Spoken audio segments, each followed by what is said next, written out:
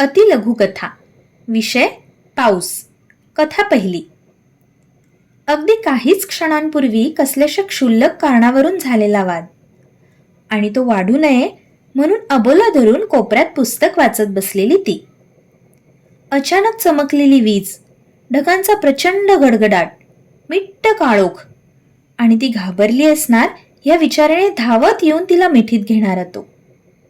बाहेर पडणाऱ्या पावसाला तरी कुठे आधी माहिती होतं यांचं भांडण मिटवणं खरंच किती सोपं होतं.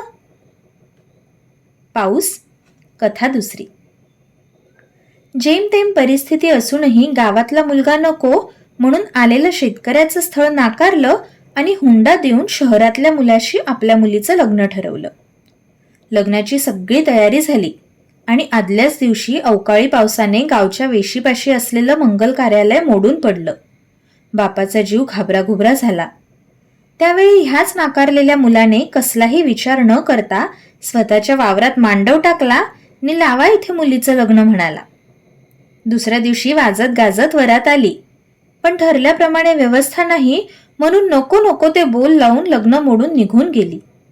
आदल्या दिवशी गावावर पाऊस कोसळला होता आणि आज एका बापाच्या मनावर. जीव द्यायला निघालेल्या बापाला ह्यानेच मागून अडवलं. म्हणाला, तुमच्या पोरीला ठेवेन सुखात, देईन आयुष्यभराची साथ, आता तरी द्याल का तिचा हात माझ्या हातात. पाऊस. कथा तिसरी. शकुला प्रसूती कळा सुरू झाल्या आणि तिच्या काळजात एकदम धस्स झालं. 3 मुलांच्या पाठीवरही चौथा मुलगाच होऊ देत म्हणून ती देवाकडे विनवणी करू लागली. त्याला कारणही तसंच होतं. दुष्काळाने हाल झालेल्या त्या गावात खाण्यापिण्याची सोय तिची सासू होणाऱ्या मुलीच्या मोबदल्यात करणार होती. जेव्हा हे शकूच्या कानावर पडलं तेव्हापासून तिचे हातपायच गळून गेले होते. देवाकडे तिचा फक्त एकच धावा सुरू होता. देवा, आता तूच काहीतरी चमत्कार कर आणि मुलगाच होऊ देत. मुलगी झाली तर मी तिच्यासोबत जीव देईन, पण काही वावगं होऊ देणार नाही. मध्यरात्री तिच्या कळा असह्य झाल्या. एकाएकी बाहेरचं वातावरण बदललं. वादळ आलं आणि मुसळधार पाऊस सुरू झाला. शकुला फक्त बाळाच्या रडण्याचा आवाज आला आणि त्यानंतर ती बेशुद्ध पडली. पहाटे पहाटे ग्लानीतून उठताना तिच्या कानावर काही शब्द पडले. तिची सासू कोणाला सांगत होती, पायगुणच हो माझ्या नातीचा, 4 वर्षांनी आज पाऊस पडला गावात. अष्टमीच्या रात्री देवीने जन्म घेतला आमच्या कुळात, आता कुठं जाऊ देणार नाही मी हिला. खिडकीतून बाहेर पडणाऱ्या पावसाकडे पाहत देवाचे आभार मानत शकुने लेकीला घट्ट जवळ घेतले, कधीच दूर न करण्यासाठी. आता पाऊस शकुच्या डोळ्यांतून वाहत होता. पाऊस. कथा चौथी. आज त्यांच्या लग्नाचा वाढदिवस. कितीतरी वर्षांनी आज ते दोघेच साजरा करणार होते.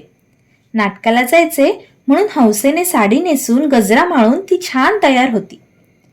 अवघ्या 5 मिनिटात ते घराबाहेर पडणार तेवढ्यात आभाळ दाटून आलं. विजांचा प्रचंड गडगडाट आणि गारांचा पाऊस. रस्त्यावरचे दिवेही गेले. सगळीकडे काळोख. आजच्याच दिवशी व्हायचं होतं म्हणून प्रचंड संतापाने पावसाला दूषणे देत रागारागातच ती झोपली.